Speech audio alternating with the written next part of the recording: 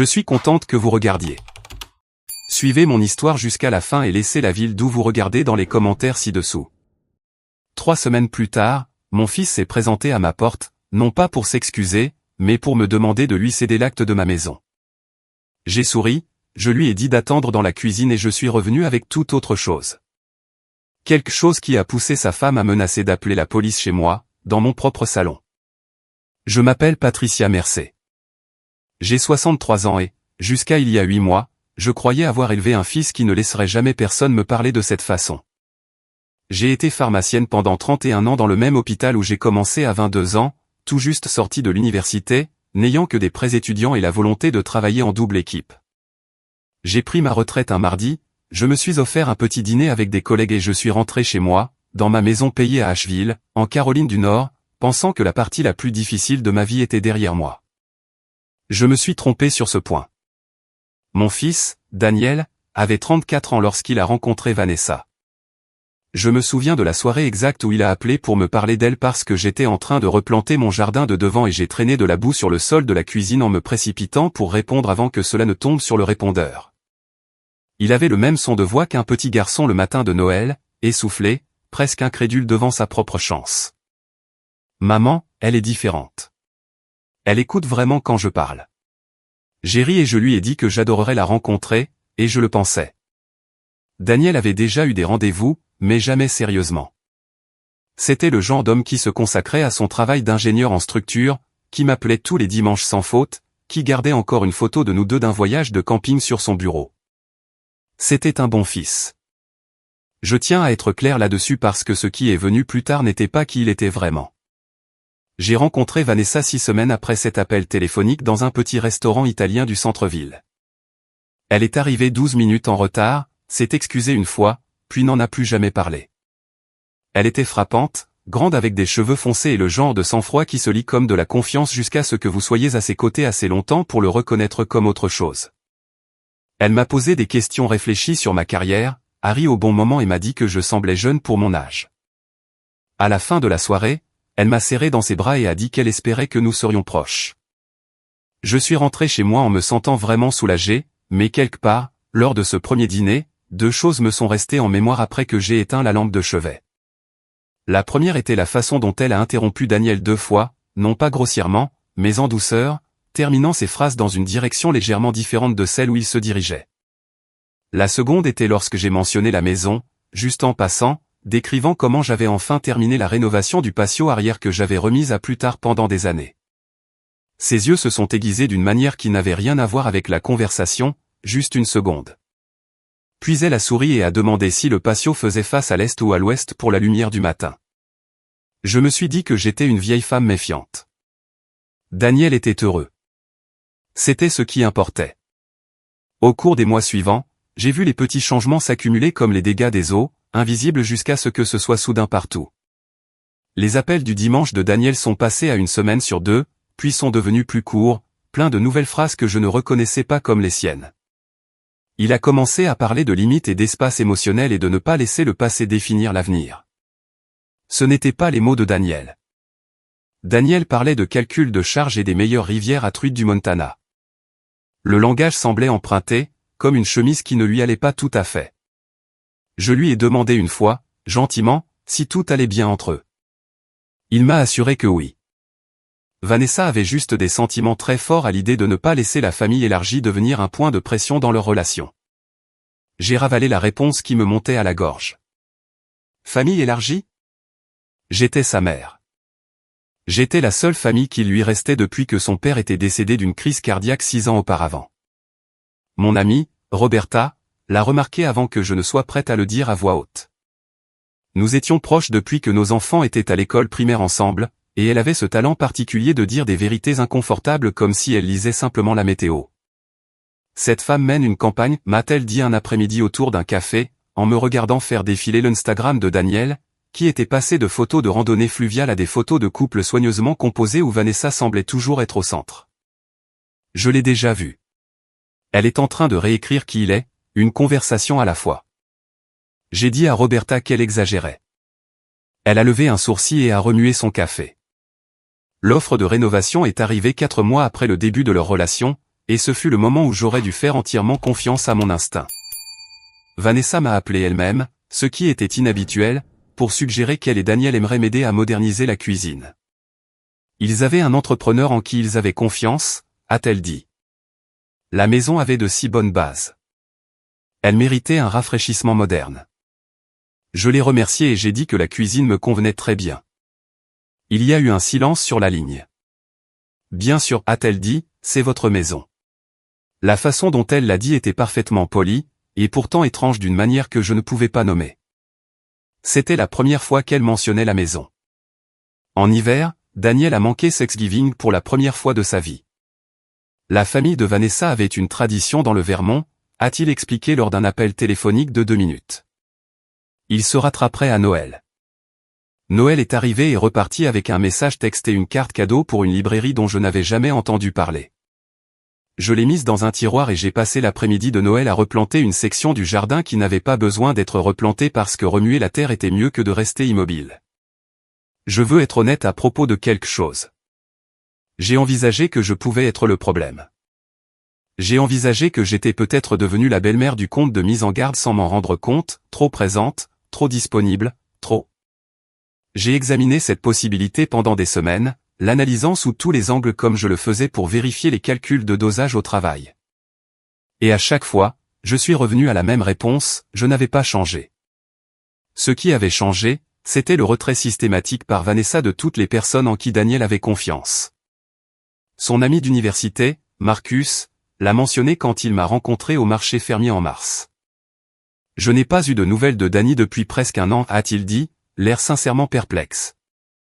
J'ai envoyé des messages quelquefois. Il semblait bien, mais il a dit qu'il simplifiait les choses ces jours-ci. Plus simple? J'ai pensé aux appels du dimanche, à Noël, à Thanksgiving dans le Vermont. Plus simple dans ce contexte semblait signifier plus petit, une vie lentement réduite à 2 personnes et une distance soigneusement gérée de tout le monde. J'ai commencé à faire attention comme je le faisais au travail, discrètement, constamment, sans attirer l'attention. J'ai regardé ce que je savais réellement de Vanessa. Elle a dit à Daniel qu'elle travaillait comme consultante financière indépendante, qu'elle avait déménagé à Asheville depuis Atlanta après la fin d'une situation difficile, ses mots, et que sa famille dans le Vermont était du type chaleureux et traditionnel. J'ai réalisé, un soir, devant mon comptoir de cuisine, que je n'avais pas vérifié une seule de ces choses. Je suis une pharmacienne à la retraite. J'ai passé 3 décennies à recouper des médicaments, à vérifier les interactions, à signaler les écarts que les médecins avaient manqués. Je sais comment enquêter sur quelque chose avec soin et sans émotion. J'ai appelé une femme nommée Carol Finch, qui avait fait des enquêtes pour le service des ressources humaines de l'hôpital pendant des années avant de prendre sa retraite. Elle est restée silencieuse un long moment lorsque j'ai expliqué ce dont j'avais besoin. Puis elle a dit, « Dites-moi tout ce que vous savez d'elle. » Je lui ai dit. Cela n'a pas pris longtemps. J'ai réalisé, en parlant, à quel point je savais peu de choses. Carole m'a rappelé 11 jours plus tard et m'a demandé si j'étais assise. Le nom de Vanessa n'était pas Vanessa Cole, comme elle s'était présentée. C'était Vanessa Drummond. Elle l'avait légalement changé 5 ans plus tôt, peu après un divorce à Atlanta qui avait abouti à un jugement contre elle pour 47 000 $ de dette maritale qu'elle avait transférée au nom de son mari à son insu. Son premier mari, un développeur de logiciels nommé Marcus Webb, un autre Marcus, une autre histoire, avait passé 2 ans devant les tribunaux à récupérer des actifs qu'elle avait déplacés vers des comptes dont il ignorait l'existence. Il avait finalement obtenu gain de cause, mais à ce moment-là, Vanessa était partie, et le nom de Vanessa Drummond était discrètement devenu Vanessa Cole. Carole a continué. Vanessa n'avait aucune entreprise enregistrée en tant que consultante financière. Ce qu'elle avait, c'était une série de SARL incorporées en Géorgie puis dissoutes au cours des 7 dernières années. Chacune avec une activité minimale et aucun client vérifiable. Ses revenus, du mieux que Carole a pu les retracer, semblaient provenir de comptes d'investissement, mais l'origine de ces comptes était obscure. Elle avait demandé une marge de crédit sur valeur domiciliaire à Atlanta en 2019 en utilisant une propriété qui s'est avérée appartenir à son premier mari, et non à elle. La demande avait été refusée et un signalement de fraude avait été attaché à son dossier. J'ai posé le téléphone après que Carole ait raccroché et je suis resté assise à ma table de cuisine pendant très longtemps. Dehors, un cardinal a atterri sur le mur du jardin puis s'est envolé. Je l'ai regardé partir. La semaine suivante, Daniel a appelé un dimanche pour la première fois en 2 mois. Il avait l'air rigide, comme un homme qui lisait un script qu'il n'était pas sûr d'avoir entièrement mémorisé. Il voulait me faire savoir, a-t-il dit, que lui et Vanessa avaient beaucoup réfléchi à leur avenir. Ils espéraient acheter une maison, quelque chose avec plus d'espace, un jardin éventuellement. Le marché était compliqué. Ils avaient examiné les options de financement et les chiffres étaient serrés. J'ai attendu. Il a raclé sa gorge. Vanessa avait suggéré que cela pourrait avoir un sens financier pour tout le monde, a-t-il dit. Pour tout le monde, s'ils emménageaient dans ma maison. Il y avait de la place. C'était un bon quartier. Cela libérerait ce qu'ils dépensaient en loyer, et à un moment donné, avec une bonne planification successorale, la maison lui reviendrait de toute façon. Planification successorale. J'avais 63 ans et j'étais en excellente santé. Envisagerais-je de mettre son nom sur l'acte? J'ai gardé ma voix très calme. Je lui ai dit que c'était une décision importante et que j'avais besoin de temps pour y réfléchir. Il a eu l'air soulagé, comme les gens qui ont livré un message qu'ils redoutaient et qui croient maintenant que le plus dur est passé. Nous avons raccroché après 7 minutes. Je suis allé au jardin et j'y suis resté jusqu'à la nuit. J'ai appelé Carole le lendemain matin et je lui ai dit que j'avais besoin de tout ce qu'elle avait organisé et documenté. J'ai également appelé un avocat spécialisé dans les successions nommé Frank Colby qui avait géré les affaires de mon mari et qui était le genre d'homme qui avait vu toutes les variations de comportement financier humain et resté imperturbable. Je lui ai dit ce que Daniel avait demandé. Frank est resté silencieux un instant puis a dit « Ne signez rien. Venez jeudi ». 3 semaines se sont écoulées. J'ai maintenu notre communication normale, chaleureuse, prudente. Vanessa a envoyé un message une fois pour dire qu'elle espérait que je considérais l'idée et qu'elle aimerait m'aider à réduire la taille de la chambre supplémentaire pour en faire un véritable bureau à domicile. Je l'ai remerciée et j'ai dit que j'y pensais toujours. Ce que je faisais en réalité, c'était de constituer un dossier. Carole a retrouvé le premier mari. Marcus Webb, maintenant domicilié à Charlotte, a accepté de me parler après que Carole lui ait expliqué la situation. Nous avons parlé pendant près d'1 heure. Il était mesuré, pas amer, juste fatigué comme le sont les gens qui ont traversé quelque chose de long et de coûteux et qui en sont finalement sortis. Elle est très douée pour vous faire sentir que c'est vous qui prenez les décisions, m'a-t-il dit. C'est ça le truc. Vous ne vous sentez jamais contrôlé. Vous arrêtez juste lentement de faire des choses qui comptaient pour vous, de voir des gens qui comptaient pour vous. Et au moment où vous réalisez ce qui s'est passé, elle a déjà 3 longueurs d'avance. Je lui ai demandé ce qu'elle avait réellement voulu de lui. Mon appartement, a-t-il dit simplement. Mes économies, mon revenu. Elle m'a fait co-signer 2 prêts commerciaux avant que je ne comprenne à quoi ils servaient. Quand j'ai découvert et essayé de me retirer, soudain, j'étais le contrôleur, l'irraisonnable. Elle était très douée pour cette partie aussi. J'ai pensé à la façon dont Vanessa avait décrit Daniel comme ayant besoin d'espace par rapport à la pression familiale. J'ai pensé à Noël. J'ai pensé à Marcus, l'ami d'université de mon fils, recevant des réponses par SMS d'un seul mot après des années d'amitié étroite. Quand mon fils s'est présenté à ma porte un jeudi après-midi, j'étais prête. Il est venu seul, ce qui m'a surprise. Vanessa semblait généralement s'ancrer dans la plupart des conversations impliquant des finances. Il avait l'air fatigué, un peu plus mince, et il m'a serré dans ses bras à la porte comme il le faisait quand il était petit, une fraction de seconde plus longtemps que nécessaire. Ma poitrine me faisait mal pour lui. J'ai fait du café et nous nous sommes assis à la table de la cuisine.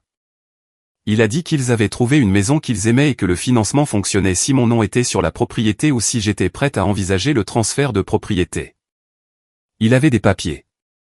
Il a fait glisser un dossier sur la table. Vanessa avait tout préparé, a-t-il dit. Tout était très simple.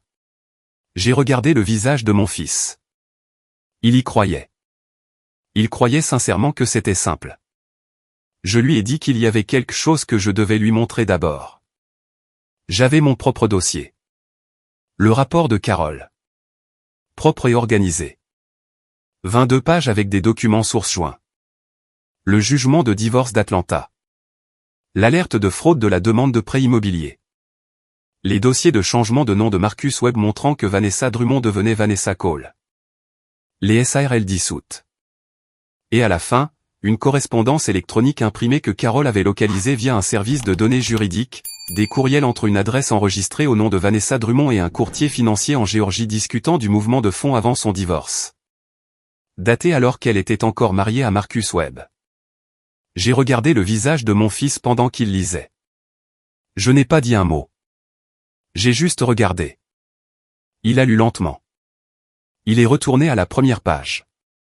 Il a relu. La couleur a quitté son visage vers la page 8, où Carol avait exposé la chronologie de l'arrivée de Vanessa à Asheville, combien de temps avant qu'elle n'organise une rencontre avec Daniel lors d'un événement de réseautage auquel il avait participé. Et comment cet événement était un événement pour lequel Vanessa s'était spécifiquement inscrite après que le nom de Daniel soit apparu dans un profil de journal économique local concernant un nouveau projet de pont pour lequel son entreprise avait été contractée. Il était facile à trouver. Il était brillant et célibataire et avait une mère veuve qui possédait une propriété à part entière dans un code postal recherché. Elle avait cherché quelqu'un comme lui.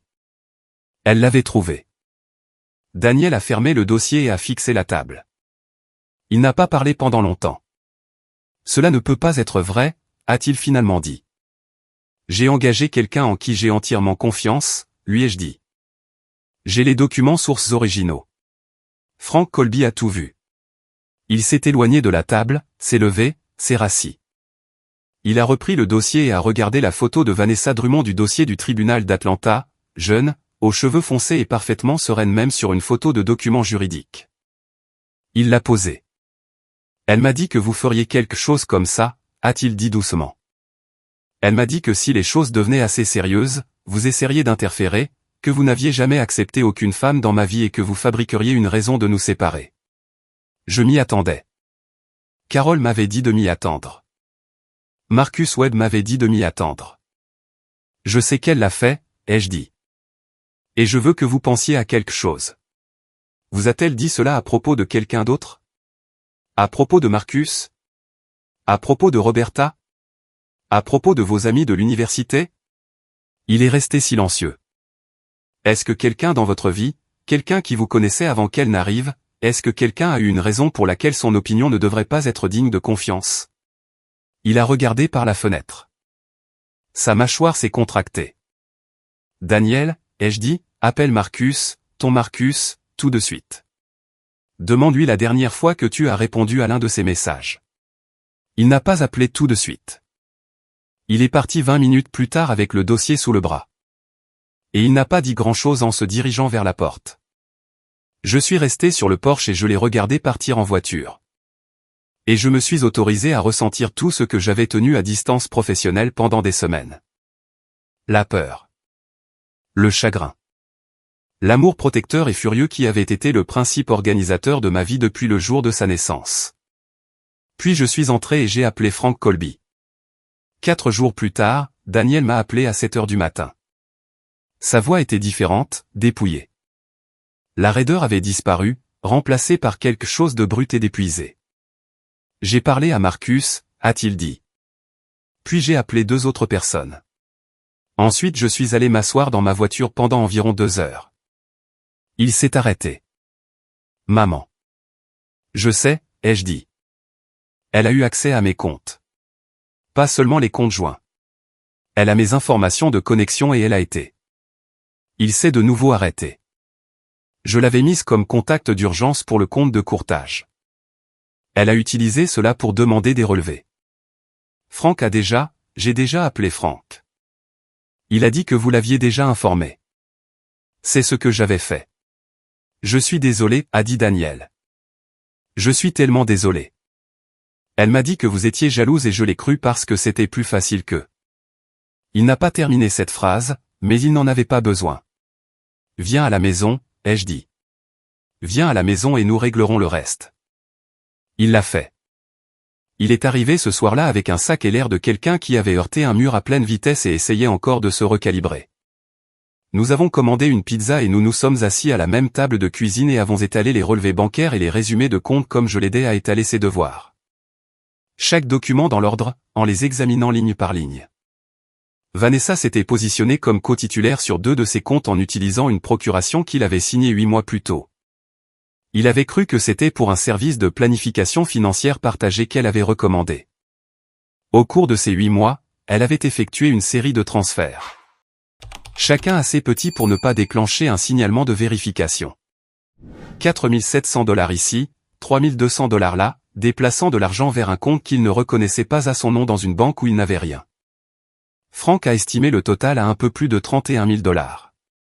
Elle était prudente, a dit Franck quand nous nous sommes rencontrés dans son bureau 2 jours plus tard. Elle connaissait les montants seuils. Ce n'est pas quelqu'un qui est tombé par hasard dans la fraude financière. C'est quelqu'un qui a déjà fait cela et en a tiré des leçons. La poursuite civile a été déposée la semaine suivante.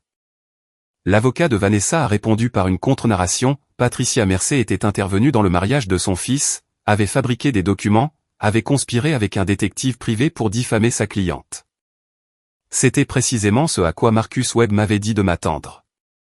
Elle se défendrait en faisant porter l'accusation sur moi.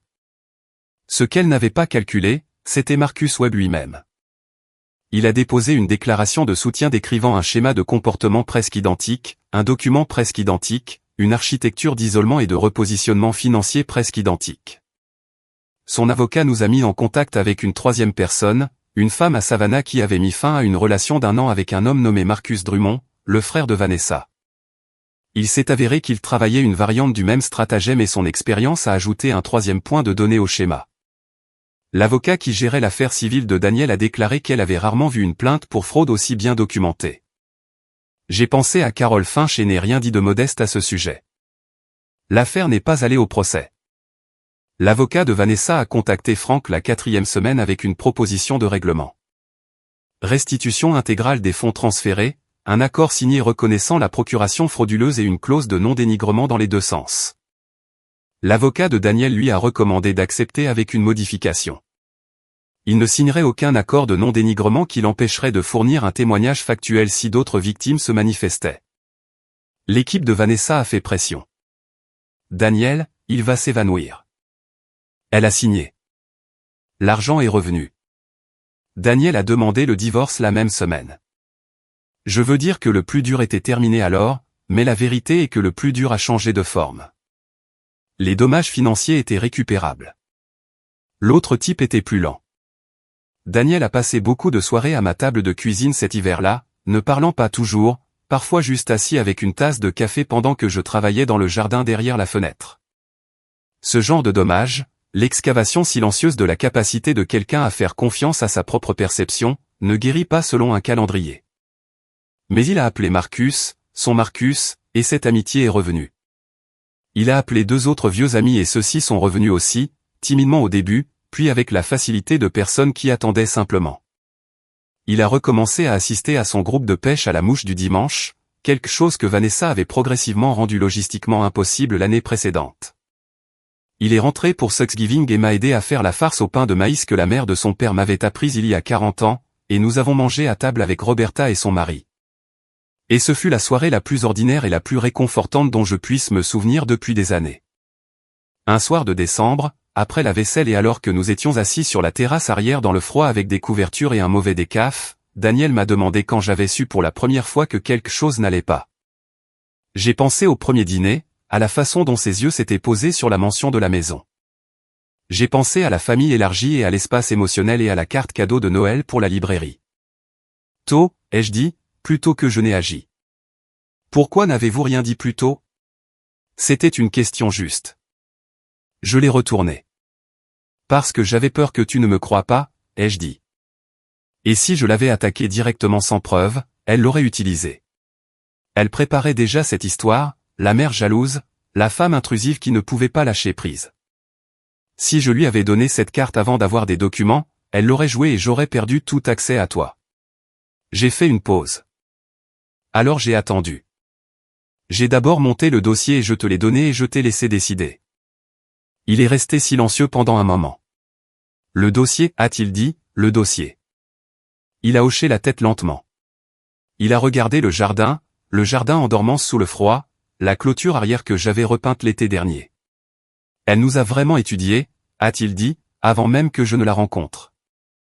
Le profil du journal d'entreprise, ai-je dit, votre nom, le projet de votre entreprise, une mère célibataire qui possédait une maison en pleine propriété dans un bon quartier. Vous étiez facile à trouver et elle l'a juste planifié, tout cela. Les gens comme ça n'improvisent pas, ai-je dit. Ils cherchent un vide et ils le remplissent très précisément. Il a secoué la tête, puis doucement, je suis content que tu n'aies pas abandonné. J'ai failli dire quelque chose de facile en retour, quelque chose qui nous aurait permis à tous les deux de rester à l'aise. Au lieu de cela, j'ai dit la vérité. Je ne me suis jamais approché de cela, lui ai-je dit, pas un seul jour.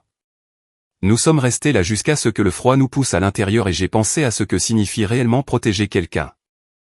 Ne pas les protéger de toutes les difficultés, ne pas résoudre tous les problèmes avant qu'ils n'arrivent, juste rester dans le combat assez longtemps pour leur donner ce dont ils ont besoin pour voir clairement. C'est ça, je pense. Rester dans le combat, faire le travail, faire confiance à ce que l'on sait, et être prêt à être mal jugé pendant un temps au service de quelque chose de vrai. Au printemps, Daniel m'a aidé à aménager les plates-bandes surélevées du côté sud du jardin. Nous y avons passé 3 week-ends, à mesurer et à niveler dans le silence complice et particulier des gens qui se connaissent complètement. Le dernier jour, quand tout était en place et que nous nous lavions la terre des mains au robinet extérieur, il a dit qu'il voulait me dire quelque chose. J'ai coupé l'eau et j'ai attendu. Je parle à quelqu'un, a-t-il dit, un thérapeute, à propos de tout cela, pas seulement de Vanessa, comment c'est arrivé, pourquoi j'étais prêt à accepter la version des choses qu'elle continuait de m'offrir. Il s'est séché les mains sur son jean. Elle m'aide à comprendre ce que je cherchais qui m'a rendu si facile à convaincre. Je n'ai rien dit. Je l'ai juste regardé. Bref, a-t-il dit, un peu gêné, je pensais que tu devais savoir. Je pense que c'est l'une des meilleures choses que tu m'aies jamais dites, ai-je dit. Il a ri de son vrai rire, celui d'avant. Ne rends pas ça bizarre, maman. Trop tard, ai-je dit. Il y a des gens qui vous diront que la bonne chose à faire lorsque vous soupçonnez que quelqu'un que vous aimez est en difficulté est d'attendre, de lui laisser du temps, de croire qu'il trouvera son propre chemin. Et parfois c'est juste, mais parfois attendre est juste un non plus confortable pour ne pas agir et le coup de l'inaction retombe sur les personnes que vous essayez de ne pas déranger. J'ai 63 ans. J'ai passé 31 ans à apprendre à faire très attention et à faire confiance à ce que je remarquais, même lorsque personne d'autre ne l'avait encore remarqué. Quand Vanessa Cole a regardé la mention de ma maison et que ses yeux sont devenus plats et calculateurs pendant une fraction de seconde, je l'ai remarqué. Quand elle a reformulé le langage naturel de Daniel sous des formes légèrement différentes, je l'ai remarqué. Quand sa voix a cessé de lui ressembler, je l'ai remarqué aussi. Il aurait été plus facile de me convaincre que j'imaginais tout. Il aurait été plus confortable de continuer à organiser des dîners polis et à envoyer des SMS d'anniversaire et à me dire que les enfants adultes s'éloignent et que c'était simplement comme ça. Mais je suis sa mère et j'avais 31 ans de preuve que quand quelque chose semble faux et que vous vérifiez attentivement et que cela semble toujours faux, c'est presque certainement le cas. Alors j'ai vérifié attentivement. Et j'ai agi en fonction de ce que j'ai trouvé et mon fils est rentré à la maison pour Thanksgiving et a ri de la farce au pain de maïs et nous avons construit des plates-bandes surélevées ensemble au printemps et il appelle de nouveau les dimanches. C'est toute l'histoire. Je n'ai pas besoin que ce soit plus que ça. Merci d'avoir écouté. Si une partie de ceci vous a semblé familière, si vous regardez quelqu'un que vous aimez disparaître lentement dans une relation qui semble le rétrécir, faites confiance à ce que vous voyez. N'attendez pas d'avoir des preuves qu'ils accepteront. Obtenez les preuves d'abord et ensuite restez dans le combat. Laissez la ville d'où vous regardez dans les commentaires et n'oubliez pas de vous abonner si cette histoire vous a touché.